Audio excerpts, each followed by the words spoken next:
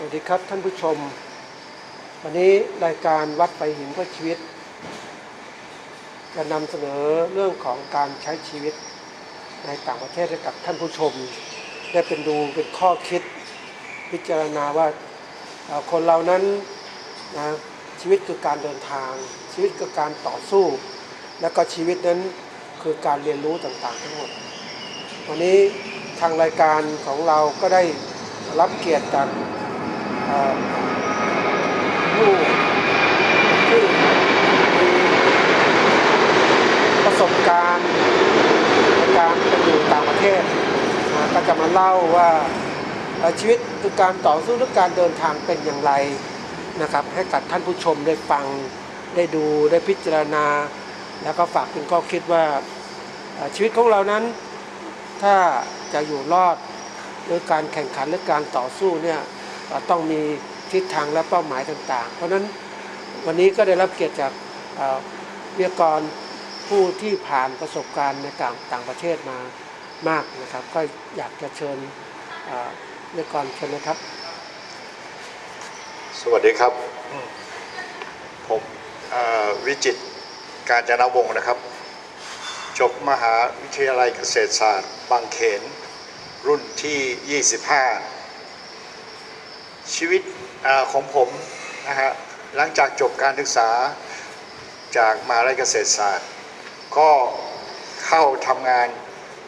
เป็นพนักงานขายยาปราบศัตรูพืชของบริษัท TJC หรือชุมนุมสหกรณ์การเกษตรแห่งประเทศไทยผมก็ได้รับหน้าที่demonstration และก็ขายยาปราบศัตรูพืชในภาคเหนือเมื่อพศ 2517 ถึง 2519 จากประสบการณ์ 2 ปีที่ผมได้มาเรียนรู้ชีวิตเกษตรกรทางภาคเหนือนั้นระยะนั้นพืชเศรษฐกิจก็มีใบยามีลงบบมีฝ้ายซึ่งเป็นพืชหลักผมก็ได้มาแนะนำการป้องกันกำจัดศัตรูของพืชฝ้ายแล้วก็บางส่วนในยาสูบก็ได้สัมผัสกับเกษตรกรในภาคเหนือสมัยนั้นมีความขยันขันแข็งต่อสู้เพื่อทำรายได้จากพืชเศรษฐกิจทั้ง2ชนิดเมื่อผมอยู่ในสมัยนั้นเครื่องจักรกลการเกษตรก็ยังเป็นแบบฝายเหล็กเดินตามแต่มาปัจจุบันนี้มาที่งานเกษตรภาคเหนือที่มหาวิทยาลัยเชียงใหม่พบว่ามีเครื่องจักรกลที่สามารถเก็บเกี่ยวสามารถไถพรวนสามารถหยอดนะฮะก้าวมีเครื่องจักรกลเข้ามาช่วยแยะเพราะฉะนั้นเปรียบเทียบกับเมื่อสมัยผมมาเมื่อพศ 2519 นี่ก็เป็นระยะเวลา40 ปีความเจริญก้าวหน้าทางเทคโนโลยีก็ล้ำสมัยกันขึ้นมามากนะครับหลังจากที่ผมได้ทำงานให้กับบริษัทยาปราบศัตรูพืชพศ 2519 ผมก็มีโอกาสได้เดินทางไปยังประเทศสหรัฐอเมริกาเนื่องจากว่าผมได้มีภรรยาเป็นพยาบาลซึ่งจบจากศิริราชชื่อว่าคุณนันทนาบุตรานนท์กาญจนวงศ์จบการศึกษาจากศิริราชพยาบาลมหาวิทยาลัยมหิดลได้ไปทำงานณนครนิวยอร์กซึ่งเป็นเมืองมหานครที่มีชื่อเสียงผมก็ได้ติดตามภรรยาซึ่งเป็นพยาบาลไปทำมาหากินที่โน่นชีวิตเริ่มต้นที่มหานครนิวยอร์กนั้นเมื่อ40 ปีก่อนการเดินทางก็สะดวกครับสามารถเดินทางโดยสารโดยทางเครื่องบิน แล้วก็การ ทำมาหากินในมหานครนิวยอร์กช่วง 40 ปีที่แล้วยังไม่มีการแข่งขันกันมากเหมือนปัจจุบันถ้าเปรียบเทียบก็เหมือนเกษตรกรนะฮะที่หมดหน้าทำนาแล้วเดินทางเข้ากรุงเทพมหานครเพื่อจะทำงานโดยไม่คำนึงว่างานนั้นจะเป็นอะไรยากลำบากแค่ไหนขอให้ได้มีรายได้ทำนองเดียวกันชีวิตของผมณตอนนั้นเมื่อ 40 ปีก่อนเราไปก็เหมือนกับเป็นพลเมืองชั้นสองถึงจะมีใบอนุญาตทำมาหากินแต่เนื่องจากภาษาอังกฤษของเราเนี่ยนะฮะเมื่อมีปัญหาเรื่องภาษาเราก็ต้องทำงานหนักหน่อยอีกอย่างหนึ่งเนี่ยวิชาเกษตรที่ผมจบไปก็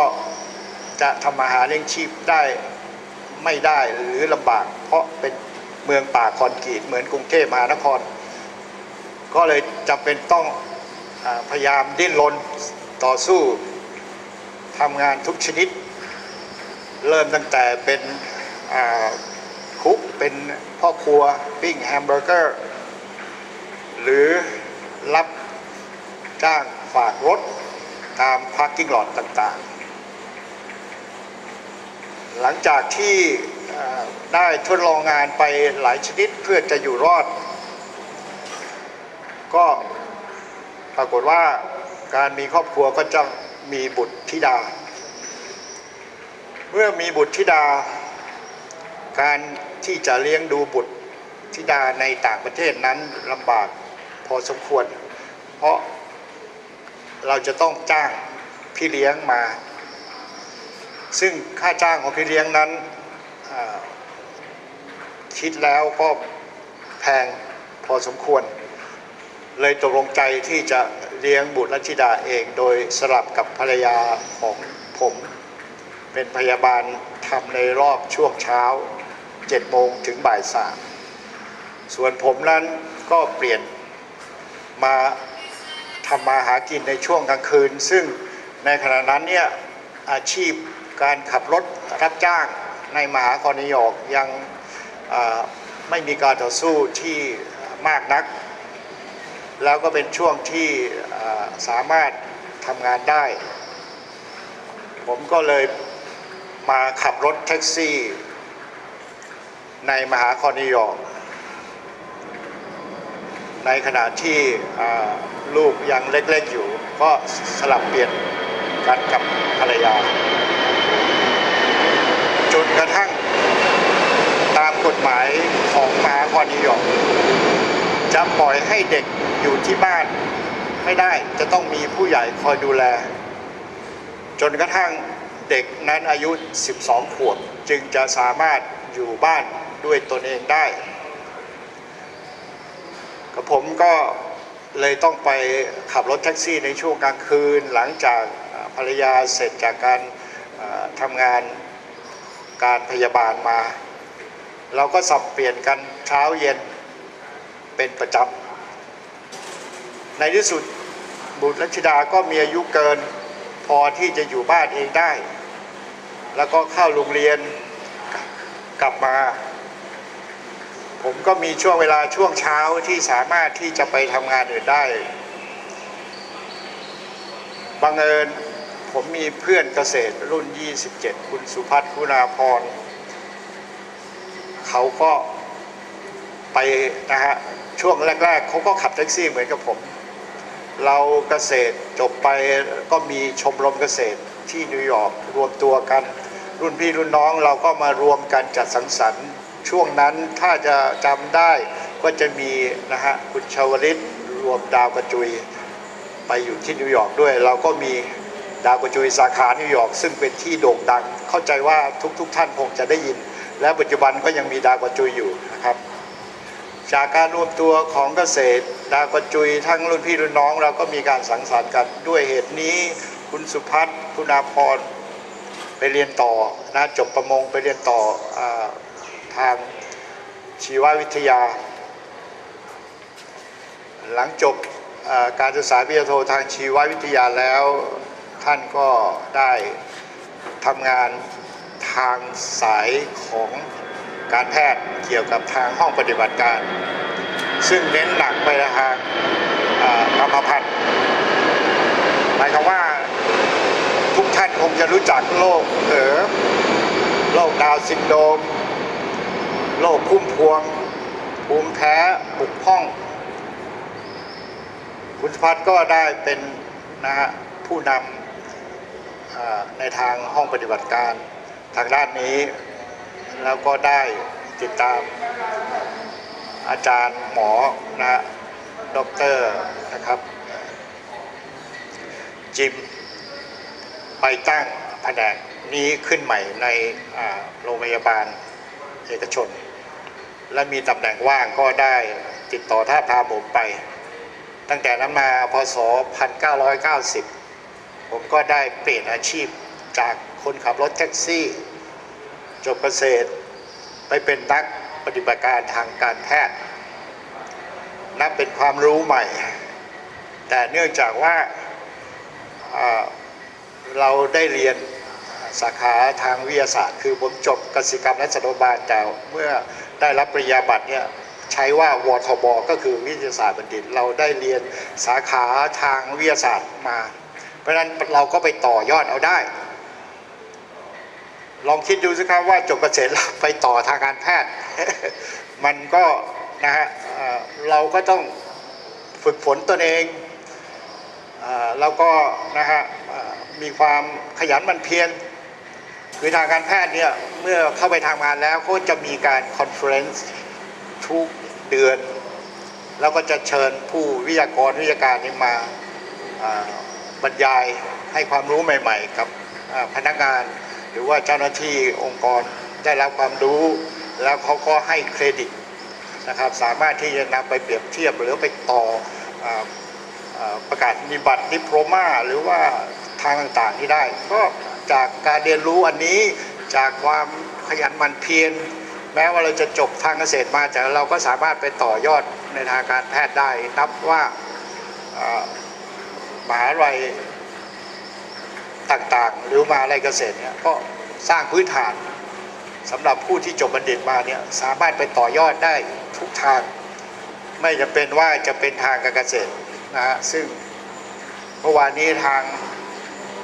คณะเกษตรมช.ก็ได้ประกาศเกียรติคุณศิษย์เก่าหลายท่านที่ไปเป็นผู้ว่าราชการจังหวัดเป็นนายแบงค์ธกส.เป็นชาวสวนชาวไร่ที่ชั้นนำเพราะนั้นอันนี้เรามีหลักอยู่ว่าจะจบจากไหนไม่สำคัญตัวเราสำคัญที่สุดความตั้งใจความมั่นใจความขยันหมั่นเพียรใฝ่หาความรู้นี่คือเป็นจุดที่ทำให้ทุกท่านจะเดินทางไปไหนไปอยู่ที่ไหนก็จะประสบความสำเร็จหรือสามารถที่จะช่วยตัวเองได้ครอบครัวได้หลังจากที่ผมได้ทำงานเป็นนักปฏิบัติการแพทย์ทางสายกรรมพันธุ์อยู่ประมาณ คศ 2008 ก็ปลดเกษียณearly คือที่ปลดเกษียณก็เนื่องจากว่าพบว่าจากการที่เราทำงานสมบุกสมบันเนี่ยแล้วก็ไม่ได้คำนึงถึงสุขภาพมันก็มีอาการบอกว่าเวลาเดินเนี่ยจะมีอาการเหมือนจะวูบจะว่าคือรู้แล้วว่าสุขภาพเราไม่สมบูรณ์เพราะนั้นควรจะพักผ่อนเพราะตรากตรำมาตั้งแต่เดินทางไปยังสหรัฐอเมริกาพศ 2519 ก็เป็นระยะเกือบ 30 ปีที่ทำงานตลอดไม่หยุดเพราะนั้นก็เมื่อถึงอายุเกณฑ์ที่จะได้รับบำนาญได้รับการประกันสังคมก็เลยขอลาออกก่อนกำหนดเพื่อมาพักผ่อนแล้วก็ใช้เวลาฟื้นฟูสมรรถภาพฟื้นฟูสุขภาพก็ปรากฏว่าดีครับร่างกายหลังจากที่ไม่เครียดจากการทำงานออกกำลังกาย นะฮะใช้ชีวิตแบบอิสระไม่ต้องพุชหรือว่าไม่ต้องบังคับอะไรว่าต้องมีหน้าที่ต้องทำรับผิดชอบจะทำให้เราเนี่ยมีความเครียดมีความกังวลวิตกกังวลอะไรแต่อย่างไรก็ดีผมก็ยังกลับไปนะครับกลับไปเป็นจิตอาสาที่โรงพยาบาลเดิมแผนกเดิมไปช่วยอาทิตย์ละวัน2 วันวันละ 4-5 ชั่วโมงก็เป็นการรีเฟรชรีชาร์จแบตเตอรี่ให้กลับมาเวลานี้ก็ขอนะครับเรียนท่านผู้ชมท่านผู้ฟังว่าเราจะเกิดที่ไหนเรียนจบที่ไหนแล้วเราไปอยู่ที่ไหนเนี่ยถ้าเรามีความอดทนมีความขยันหมั่นเพียรเรียนรู้แล้วก็ปรับตัวให้กับเท่ากับสภาพของแผ่นดินหรือว่าประเทศที่เราอยู่เนี่ยเราก็จะอยู่ได้ด้วยความสบายใจด้วยความนะไม่ต้องกังวลใจครับถ้าไปอยู่ต่างประเทศแล้วเนี่ยกลับมามองประเทศไทยเป็นยังไงครับผมกลับมาประเทศไทยเมื่อลูกบุตรธิดาอายุประมาณ 4-5 ปีตอนช่วงนั้นเนี่ยที่กลับมาเพราะว่าห่างไปหลาย10 ปีก็อยากจะกลับมาดูประเทศไทยมาเยี่ยมพี่น้องญาติพี่น้องในช่วงนั้นที่กลับมาเนี่ยก็เห็นความเปลี่ยนแปลงความเจริญในเรื่องของวัตถุในเรื่องของตึกราบ้านช่องในเรื่องของถนนก็มีความรู้สึกว่าประเทศเราเนี่ยเริ่มพัฒนาก้าวให้ทันโลกนะโดยที่นครนิวยอร์กนั้นเนี่ยมีตึกราบ้านช่องอยู่แล้วถ้าจะเปรียบเทียบก็คือเราเดินกำลังก้าวตามหรือว่าก้าวนะฮะพัฒนาตัวเองขึ้นมาให้เทียบกับประเทศที่เจริญแล้วอันนี้เรื่องของวัตถุแต่ในเรื่องของชนบทที่ผมเคยทำงานมาก่อนเคยสัมผัสมาก่อนจะเห็นว่าจะมีความเปลี่ยนแปลงน้อยไม่เท่าที่ควรเพราะฉะนั้นเนี่ยผมยังเป็นห่วงการชีวิตหรือว่าความเป็นอยู่ของเกษตรกรโดยเฉพาะเกษตรกรในชนบทนะฮะยังไม่มีเศรษฐกิจหรือว่ายังไม่มีความร่ำรวยหรือมีกินมีใช้เพียงพอผมอยู่ที่นู่นอยู่ที่มหานครนิวยอร์กก็เลยไม่ได้สัมผัสในเรื่องของเกษตรกรทางอเมริกาแต่เรียนรู้จากหนังสือตำรับตำราหรือว่าสมัยที่ผมเรียนเนี่ยหรือว่าปัจจุบันที่ผมออกนอกมหานครนิวยอร์กก็จะเห็นว่าเขาใช้เครื่องมือนะครับใช้เครื่องมือพ่นน้ำเหมือนกับท่อน้ำออกนะครับเป็นแบบเครื่องบินฉีดพ่นทั้งสารเคมีฉีดทั้งน้ำนะครับแล้วก็การเก็บเกี่ยวก็ตอนนี้ก็จะเหมือนกับประเทศเราในปัจจุบันก็คือใช้เครื่องมือจักรกลช่วยแต่อย่างไรก็ดีเขาก็ยังประสบปัญหานะฮะเรื่องราคาเรื่องเกี่ยวกับการซื้อขายอยู่แต่เนื่องจากว่าเขาเป็นเบลค์ก็คือหมายว่าเป็นปริมาณมากเพราะฉะนั้นการซื้อขายเขาจะไปสู่ตลาดกลางโดยมีการซื้อเป็นตันเป็นอะไรพวกนี้มีตลาดกลางภาครัฐเขาดำเนินการตลาดกลางใช่ครับทำนองนั้นนะครับแล้วเกษตรกรขายปลีกเองไม่มีไหมเป็นก็ขายปลีกเองมีแต่ว่าเป็นส่วนน้อยก็เหมือนกับที่มาตามชนบทเนี่ยจะมีร้านขายตามไฮเวย์ตามช่องตามสถานที่ท่องเที่ยวทางโน้นเขาก็มีโดยที่เจ้าของฟาร์มเนี่ยเขาจะเอาผลิตผลมาขายอย่างแก๊สสเตชันหรือว่าอย่างจุดท่องเที่ยวเนี่ย มีแต่น้อยมาก เพราะว่าถือว่าเขาเป็นเขาพออยู่ได้อะไรอย่างเงี้ยแต่ส่วนใหญ่เนี่ยจะเป็นอุตสาหกรรมหนักหรือว่าขายเป็นผลผลิตเป็นทั้งไร่ทั้งอะไรอย่างเงี้ย เพราะเขาเจอพ่อค้าคนกลางแบบเราไหมครับเจอสัมภาษณ์ พ่อค้าคนกลางเนี่ยตอนนี้นะฮะสภาพการตลาดรู้สึกจะต่างกันเพราะว่าหลังจากที่จีนจากอเมริกาหลังจากที่อเมริกาเปิดตลาดกับจีนแล้วตลาดคนจีนหรือพลเมืองจีนที่เข้าไปอาศัยอยู่ในอเมริกาเนี่ยมีความต้องการทางตลาดผลไม้ตลาดผักมากขึ้นเพราะฉะนั้นวิธีการของเขาเนี่ยก็จะมีการเหมือนกับมาทำกับประเทศไทยก็คือเข้าไปเหมาเข้าไปซื้อทั้งสวนทั้งอะไรนะฮะเพราะฉะนั้นก็อันนี้ส่วนใหญ่แล้วในกรณีอย่างนี้รัฐก็จะควบคุมในเรื่องของคุณภาพในเรื่องของเป็นผลไม้ GMO ไหมหรือว่าเป็นผลไม้ซึ่งติดสติ๊กเกอร์บอกให้ว่าผลไม้เนี้ยเป็นประเภทไหนประเภทที่GMO หรือเปล่าอะไรทำนองนี้ครับเพราะฉะนั้นทางด้านการเกษตรของอเมริกาเนี่ยผมไม่ได้สัมผัสมากนักเพราะฉะนั้นเนี่ยก็ขอตอบเท่าที่ทราบครับในหน้าที่ไปอยู่อเมริกามานานเนี่ยตั้งแต่ชีวิตเราก็ใช้ชีวิตที่นู่นตลอดครับคือมีประเด็นที่ว่าตอนที่ผมไปใหม่ๆเนี่ยความที่ยังมีความคิดที่จะกลับมาช่วยประเทศไทยเนี่ยหลังจากเรียนจบแล้วมันก็อยู่ในความคิดว่าน่าจะมาพัฒนาหรือว่าเอาความรู้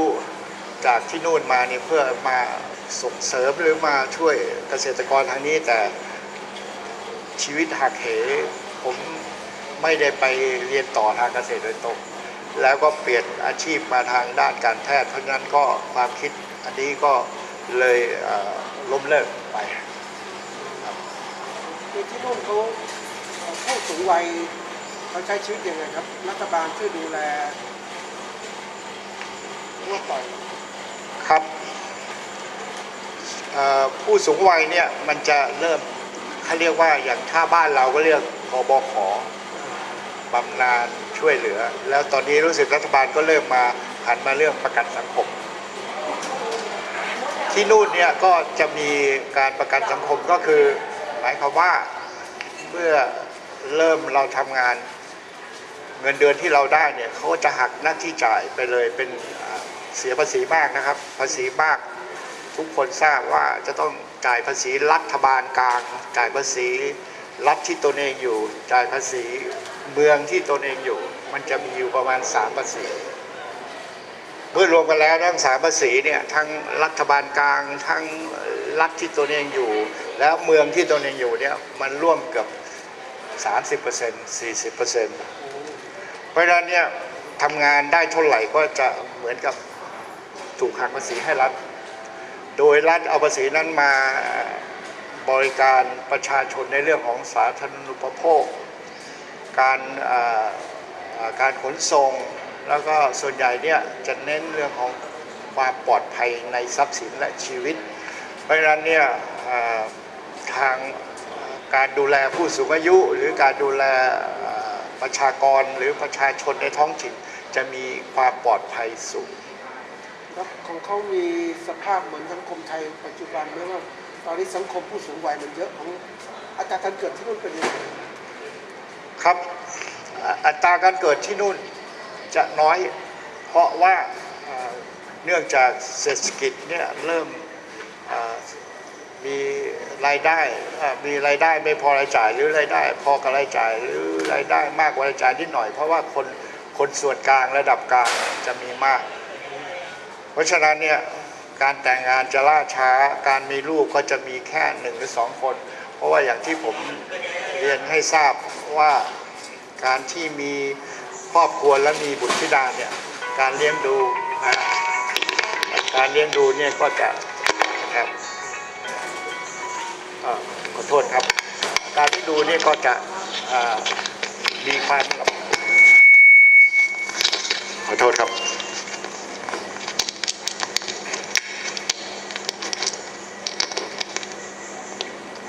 การเลี้ยงดูก็จะมีความลำบากเนื่องจากจะต้องเสียค่าใช้จ่ายเพราะฉะนั้นเนี่ย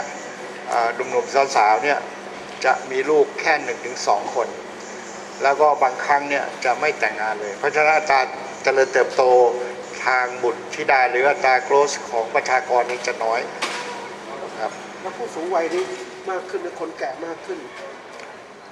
ผู้สูงวัยนี่เขาเรียกเบบี้บูมก็คือจะสูงขึ้นมากขึ้นแล้วก็เขาก็เพ่งเล็งเกี่ยวกับสุขภาพเป็นใหญ่ เพราะฉะนั้นเนี่ยจะมีอัตราการจะอัตราจำนวนผู้สูงวัยมากขึ้นตามลำดับ การรักษาพยาบาลต่าง การรักษาพยาบาลนะฮะก็เขาเรียกกัน Medicare Medicaid Medicare Medicare ก็คือจะช่วยนะฮะผู้สูงอายุโดยที่เก็บค่าธรรมเนียมประมาณสัก 10% ของรายได้โดยที่รัฐบาลก็จะนะฮะจ่ายประมาณ 80% ของอัตราค่าใช้จ่ายที่ผู้สูงอายุเนี่ยไปรักษาพยาบาล ๆโอเคก็จ่ายมาก จ่ายมากส่วนอีก 20% เนี่ยผู้สูงอายุสามารถจะไปซื้ออินชูรันมาเพิ่มเติมเพื่อที่จะมารับรองไอ้ส่วนที่ขาด มันเหมือนของเราตอนนี้30 บาทรักษาโรค ครับ ก็จ่ายอยู่ส่วนหนึ่งแต่ที่นู่นรัฐบาลจ่ายมาก จ่ายมาก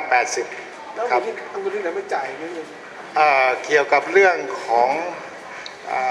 การรักษาพยาบาลหรือ Medicare นี่ทางรัฐบาลจะมีเงินช่วยประกันสุขภาพอะไรทำนองนี้โดยที่เก็บมาจากเงินที่เราทำรายได้ได้ตอนช่วงที่ทำรายได้ได้เนี่ยเขาจะหักประมาณ 7% แล้วก็รัฐบาลจะทบอีก 7% ก็รวมเป็น 14% ของเงินเราจะมาได้ Medicare หรือว่าได้ประกันสุขภาพเนี่ยเมื่อตอนเราอายุครบ 62 65 66 แล้วแต่เขาจะกำหนดช่วงเกิด เพราะฉะนั้นเนี่ยนั่นก็คือเป็นเงินของเราสะสมไว้แล้วเงินที่รัฐบาลสะสมกับเราแล้วก็เหมือนกับการประกันภัยก็คือคนที่ไม่ป่วยก็มาเกื้อหนุนเจือจูนคนที่ป่วยมันเป็นระบบช่วยเหลือกันในระบบของการประกันสุขภาพ ทีนี้คนแก่มากขึ้นไม่ตายนี่ค่าใช้จ่ายก็สูงมากนะครับ วิธีที่ผู้สูงอายุอย่างในมาคอนายกเนี่ย ประสบปัญหาภาษีที่ดินภาษีโรงเรียนภาษีอะไรต่างๆเนี่ยเขาก็ขายทรัพย์สินที่มีอยู่ในมาคอนายกไปแล้วก็ย้ายรัฐไปอยู่ที่รัฐฟลอริดาซึ่งค่าใช้จ่ายค่าภาษีค่าอะไรก็เหมือนกับว่ารัฐฟลอริดานี่จะเป็นที่รวมของผู้สูงอายุ เพราะฉะนั้นเนี่ยทุกคนรู้เมื่อเกษียณแล้วจะต้องไปฟลอริดาเพราะค่าใช้จ่ายจะถูกกว่านิวยอร์กเนี่ยมากทีเดียวครับ ครับแล้วก็ทีนี้เขามีโครงการดูแลสุขภาพผู้สูงวัยอย่างไรให้คนสูงวัยออกกำลังกายออกกำลังมีโครงการต่างๆ การดูแลผู้สูงวัยเนี่ยเขาจะมีศูนย์ซีเนียร์เซ็นเตอร์ก็คือเปิดรับสมาชิกที่อยู่ในหมู่บ้านในตำบลในเขตก็จะไปสังสรรค์กันไปร้องรำทำเพลงไปร้องเพลงมีอาหารมาแชร์ริ่งกันมีอันนี้เป็นศูนย์สุขภาพของซีเนียร์ของผู้สูงวัยครับ แล้วเจ้าที่อยู่ตอนนี้นะรายได้ที่เราสะสมมามันจะพอสำหรับการดูแลยังชีพของเราจนถึงวันสุดท้ายแล้วพอ ก็ขึ้นอยู่กับว่าสุขภาพของเรา เพราะฉะนั้นเนี่ยการดูแลสุขภาพตอนนี้สำหรับผู้สูงวัยเนี่ยมักจะเข้าไปในYouTube เข้าไปในเพจต่างๆซึ่งจะมีให้ข้อปรึกษาข้อแนะนำเกี่ยวกับเรื่องการรักษาสุขภาพหรือว่ามีปัญหาอะไรเนี่ยก็จะมีผู้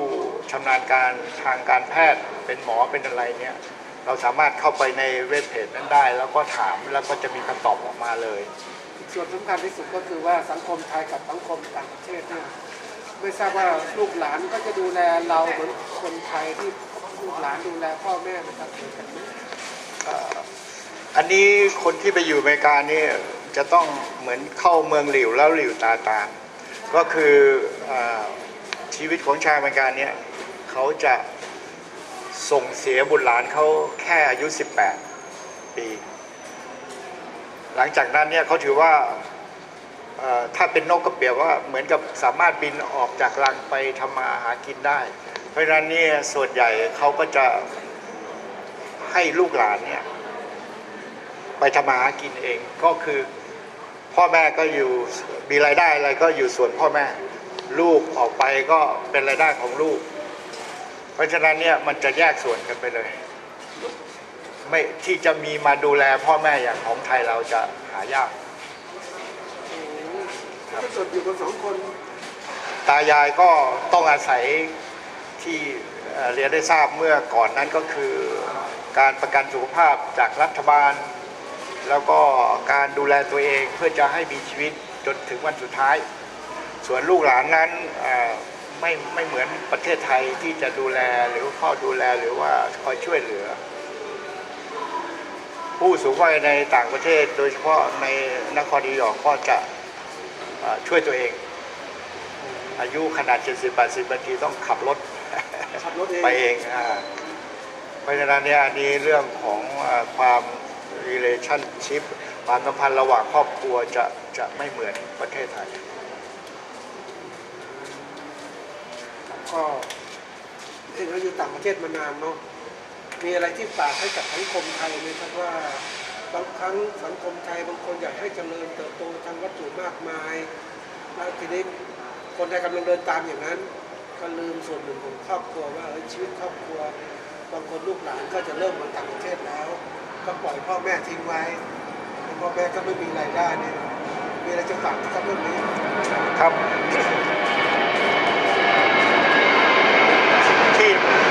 ที่มาคอนหยองบังเอิญผมบ้านอยู่ใกล้วัด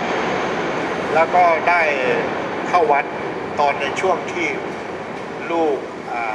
ยังเล็กๆอยู่ทางวัดก็มองเห็นความช่องว่างระหว่างครอบครัวพ่อแม่ลูกก็เลยจัดโรงเรียนสอนภาษาไทยให้เด็กไทยที่เกิดในแผ่นดินในมหานิวยอร์กหรือรัฐใกล้เคียงเนี่ยได้มาเรียนรู้ภาษาไทยเรียนรู้วัฒนธรรมไทยโดยแล้วการส่งเสริมจากโครงการครูอาสาสอนภาษาไทยและศิลปะวัฒนธรรมไทยจากจุฬาลงกรณ์มหาวิทยาลัย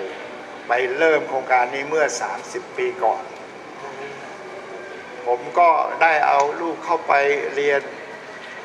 ในโครงการนี้เรียกว่าโรงเรียนพอวพุทธศาสนาวันอาทิตย์ของวัดซึ่งก็เป็นผลทำให้ลูกของผมเนี่ยพูดภาษาไทยได้แล้วก็สื่อได้มาเมืองไทยก็มีความเป็นคนไทยมีความรู้สึกนะฮะสื่อสารได้และได้เป็นความสุขไม่เบื่อไม่น่าเบื่อปัจจุบันลูกสาวผมก็ทำงานที่ร้านอาหารไทยสามารถพูดภาษาไทยกับนักเรียนไทยที่ไปทำงานในร้านอาหารแล้วก็ภาษาอังกฤษสื่อกับนะฮะเกี่ยวกับกิจกรรมต่างๆอะไรเงี้ยก็เป็นประโยชน์ซึ่งเขาจะพูดไทยกับนักเรียนไทยที่ไปเรียนที่นู่นแล้วก็มาทำที่ร้านอาหารเพราะฉะนั้นนี่ก็คือเป็นประโยชน์จากการเรียนภาษาไทยจากการสอนจากโรงเรียนวัฒนธรรมไทยเขาก็มีสัมมาคารวะต่อผู้ใหญ่แต่ว่าอันนี้ก็คือสิ่งที่วัด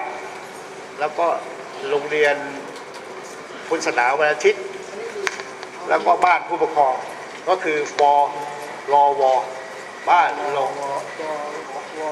บวรหรือว่าบ้านวัดโรงเรียนมันจะต้องมาช่วยสนับสนุนเพื่อจะให้คงอยู่เพราะฉะนั้นสำหรับความคิดเห็นที่ท่านถามผมก็คิดว่าอันนี้เรายังคงอยู่ในประเทศไทยแล้วถ้าเราสนับสนุนไปเรื่อยๆโดยเริ่มตั้งแต่เด็กประถมเด็กมัธยมมันจะเป็นการเริ่มช ช่วยเหลือกันส่งเสริมกันในสถาบันครอบครัว แล้วก็ไปหาสถาบันหมู่บ้านตำบลจังหวัดประเทศ เราก็ต้องเริ่มเฟืองจากครอบครัวเป็นสำคัญ ทีนี้มีส่วนไหนจะฝากไปให้กับสังคมไทยว่าเห็นต่างประเทศอันไหนดีฝากอันไหนที่เป็นข้อคิด อยากให้ท่านฝากกับสังคมไทย ครับสิ่งที่ดีก็คือการการเคารพกฎหมาย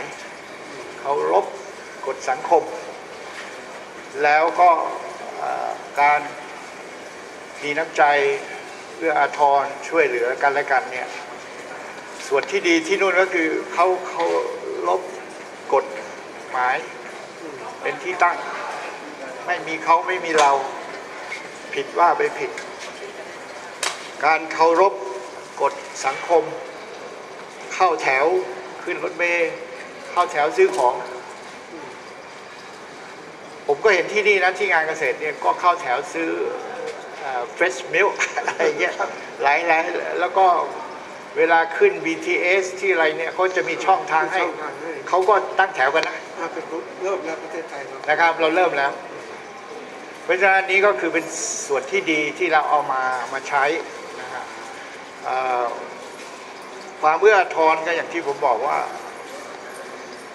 บ้านวัดโรงเรียนเนี่ยถ้าเรานะฮะเอื้ออาทรการช่วยเหลือกันมันมีแต่ความสุขความเจริญเริ่มจากครอบครัวมันก็ไปหาตำบลหมู่บ้านเราครับเพราะฉะนั้นทั้งเรื่องของกฎเกณฑ์เรื่องของกฎสังคมเรื่องของความเอื้อน้ำใจอารีมีไมตรีในหมู่มวลคนไทยด้วยกันเนี่ยผมคิดว่าถ้าเรารักษานี้แล้วก็ช่วยกันสนับสนุนส่งเสริมโดยลดลาวาสอบลดดีกรีการทะเลาะเบาะแว้งโดยอาศัยวัดบ้านโรงเรียนอะไรเนี่ยผมคิดว่าประเทศไทยเราคงจะไปเกิน 4.0 แน่นอนขอบคุณครับก็วันนี้ก็ได้ท่านผู้ชมก็คงได้ข้อคิดนะว่าจากผู้ที่อยู่ต่างประเทศเกิดในการอยู่ต่างประเทศแล้วก็ได้มีโอกาสที่ใช้ชีวิตมานานแล้วก็ผ่านประสบการณ์มากมายทีเดียวนะก็อยากจะฝากกับท่านผู้ชมว่าถ้าท่านมีโอกาสก็นำข้อคิดต่างๆเหล่านี้โดยเฉพาะอย่างยิ่งนั้นการรักษากฎหมายเรากฎระเบียบวินัยต่างๆการเอื้ออาทรต่างๆการมีเมตตาต่อกันนั่นเป็นสิ่งที่ดีมากและสิ่งหนึ่งที่ได้ฟังมาคือว่าเราที่นู่นมีบ้านวัดโรงเรียนซึ่งณวันนี้สังคมไทยเรานั้นเริ่มจะห่างจากวัดนะมีแต่บ้านกับโรงเรียนวัดก็ไม่คนเข้าไม่มีใครเข้าเท่าไหร่ก็น่าเสียดายนะท่านผู้ชมโดยเฉพาะอย่างยิ่งนั้นในการที่เราจะมี